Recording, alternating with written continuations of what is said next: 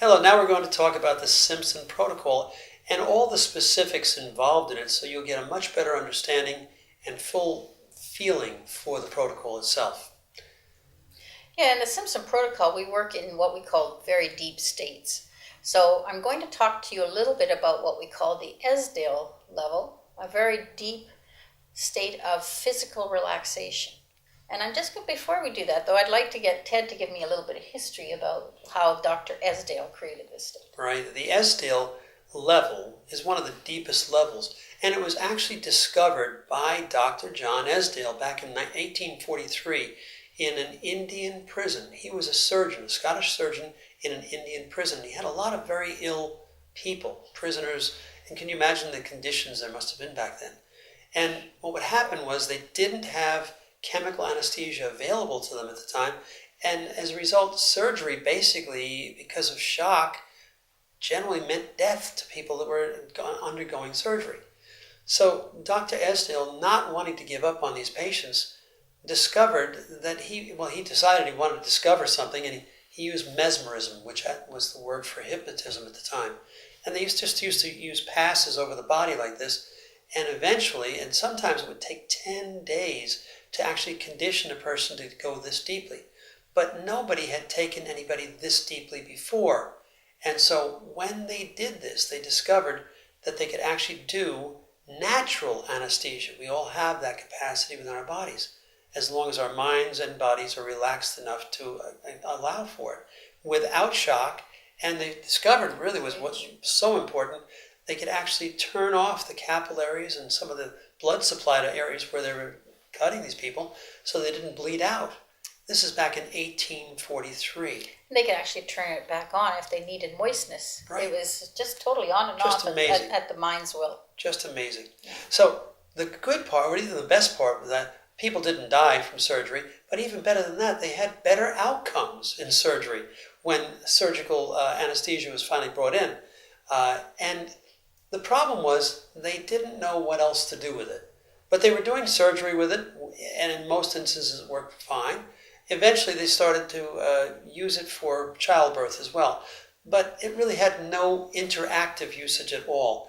And it became sort of an anomaly. It wasn't used much until it started showing up again in stage acts in vaudeville in the 1890s and early 1900s, when a stage hypnotist would be hypnotizing somebody and suddenly they just snap right into this position where they just wouldn't move. And no matter what the hypnotist said or did, they just wouldn't come out.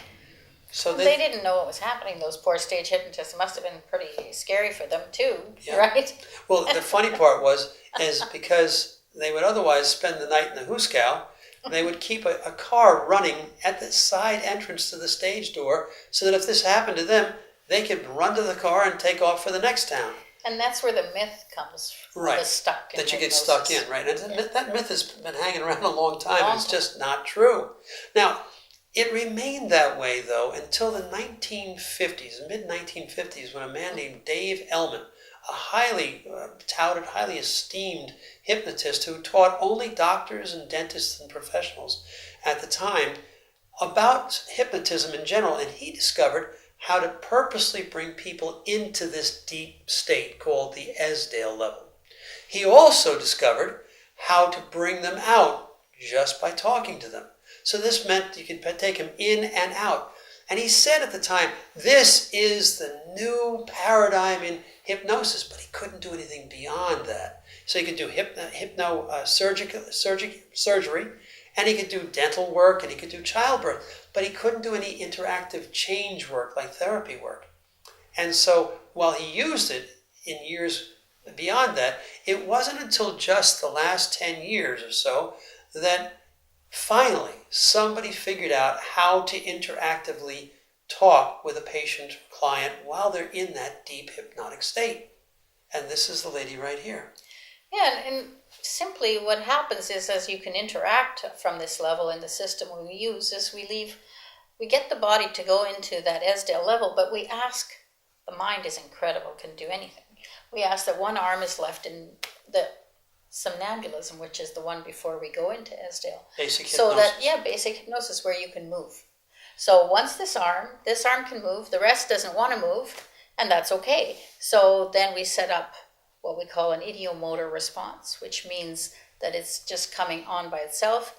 And yeah, I know you'll think that's crazy, but once you're in it and you allow it to happen, you'll start getting answers from your mind that you don't consciously necessarily agree with. And they show up in your fingers. So we set a yes and a no finger, and I speed it up to the point where the conscious mind can't keep up, because the conscious mind can't think of very much things at once, with some kind of small amounts of information. And the rest of the mind is incredibly quick. So it can move those fingers faster and easier than your conscious mind ever would. Just like when you used to drive, you had to first think about moving the gear shift and everything. But if you had to do that forever, it wouldn't You get very tired, actually. You get very tired. You couldn't do it. So once it becomes subconscious, then I trust those hands better than actually what you tell me. Because it's coming from a deeper level of mind and coming straight through the fingers. Yeah. And so you're getting answers by simply raising one or the other finger for a yes or a no. And so you then see the hypnotist, or any hypnotist using this technique, will know that they're getting the right answer, not one that you've thought out or that you're worried or shy about giving, but the actual answer, the truth, will come out of these fingers quicker and easier than through your mouth. As a hypnotist, I can actually tell if you're moving them subconsciously or consciously. Yeah. So once we do all that, we can then go and take you to the very deepest levels. And the important part of this, the most important part, is the deeper levels become the launching pad for you to go to every other level of mind and to the highest state of mind where guidance exists. And that inner guidance. We all have an inner guidance. You all have an intuition. You all wake up in the morning with a problem that you thought of the night before, and it's solved in the morning. And that is coming from your own mind. It's that inner guidance. It comes there. So the inner guidance in those higher levels can run the whole show. All I have to do is be there and lead you through it. Now, always asking the mind if it's okay to do it, so it's totally in charge. If it says no, we don't do it. So the client is in total running of that. Well, we also ask the deeper mind if this is in your highest and greatest and best interest. And if we get a negative to that, we don't go further. So we always have your mind's permission, not your conscious mind, but a much deeper knowing part of your mind. And understand that we say that the subconscious is their safety mechanism. And at these levels, it's actually much stronger. Yeah, and much wiser. And so we use that part of your mind to actually do all the change work that you need, whatever you need. We don't actually make any conscious decisions.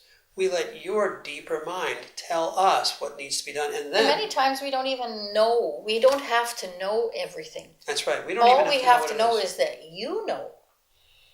And as long as you know, we can lead you through the whole process. Right.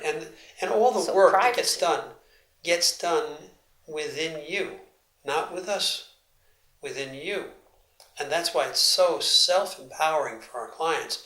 Once you've had this experience, you know that you are already a powerful being, and you finally get in touch with that. Many times people haven't been in touch with it, finally realize, wow, I did that. It came from within me.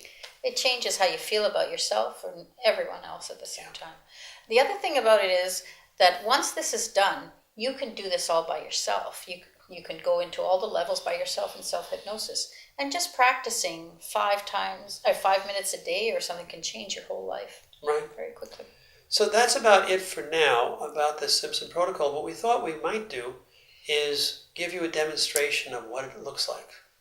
Yes, we're going to demonstrate the whole thing. You have to understand that because of, I'm not going to do a whole session here.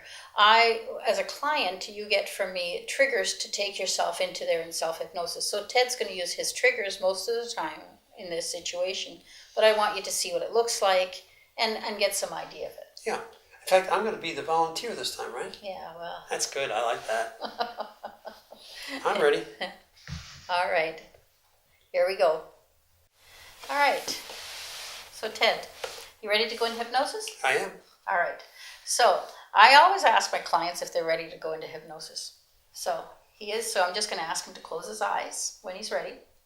And I'm going to ask him to use his trigger to go to go to peace. And when you're there, let the yes finger come up because he's already set up.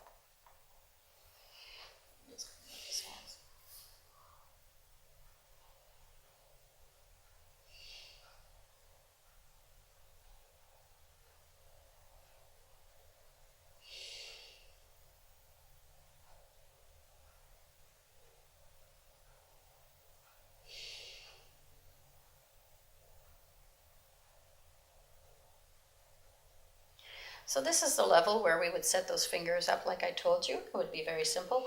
And we also show him that he's in hypnosis. And that'll happen with you. Your hypnotist or I will show you that you're in hypnosis because he's actually, if you're this here as a client, you might just feel that you're relaxed. So we prove to you that you're in hypnosis. And from there, now we're going to go to that Esdale level.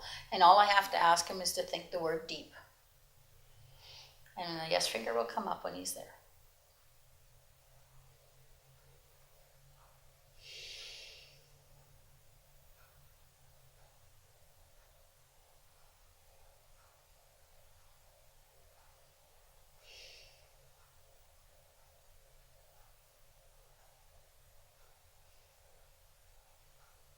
Thank you so much. Now,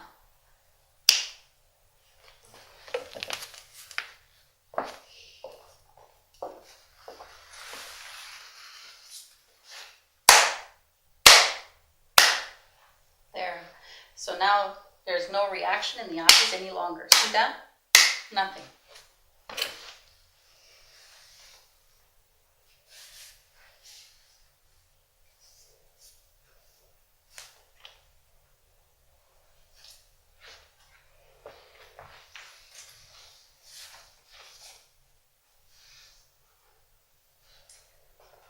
So now I could move this finger like this and bend it. And these would all stay where they're supposed to, like that.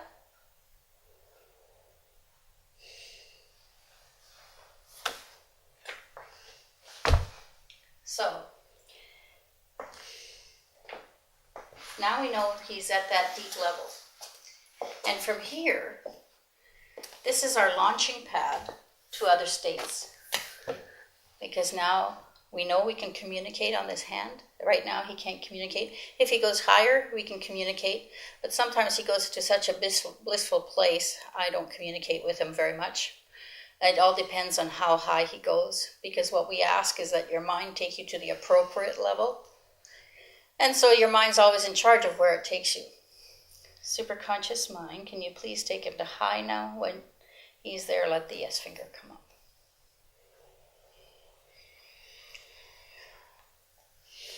At that level, we'll see if it's a talking time or if he's looking too peaceful or too blissful. I probably won't bother him.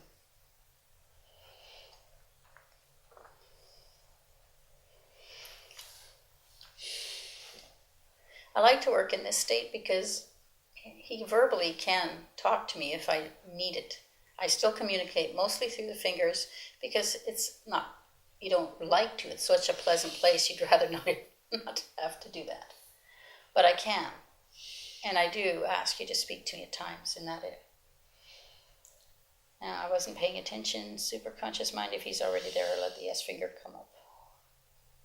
Good, thank you. So he's there now. And he's pretty enjoying it pretty good. So I'm just going to talk to you a little bit about else. From here, we can do the work here. So if you were coming for a phobia or anxiety or anything, doesn't matter. This is where I would be working from, because as you have that inner guidance, you feel totally supported and you're not by yourself, because it's like your two parts of you are there, that higher part of you, that higher mind, and you feel totally supported in that place. So from here, superconscious mind, can you go to physical healing, please? When you're there, let the yes finger come up.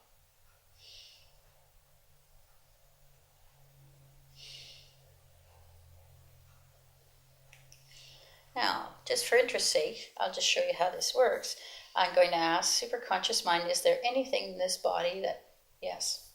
Can you start some healing in that part of the body that needs it, yes or no? Okay, please start it now. And allow the conscious mind to know that it's in process, please. And when it's in process and the conscious mind knows it is, let the yes finger come up.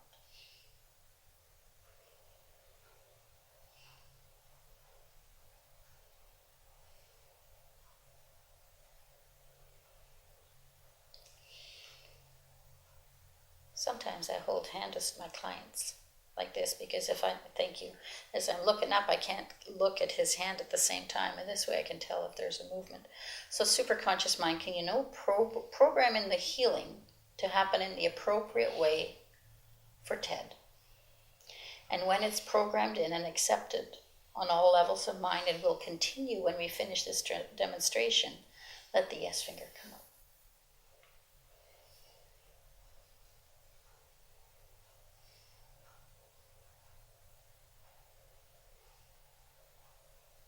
I'm going to hold hands again.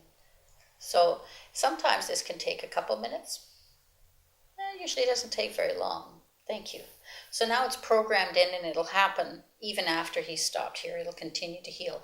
I don't need to know what it is. I haven't got a clue. His conscious mind will know what it is if he had, most of the time anyway. He'll know what it is because I asked it to be validated that it was healing. So he'll get some concept of how that's happening.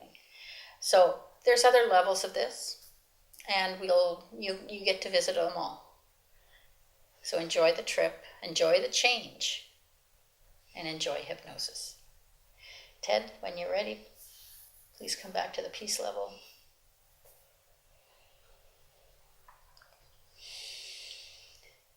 And when you're ready, just emerge yourself, please.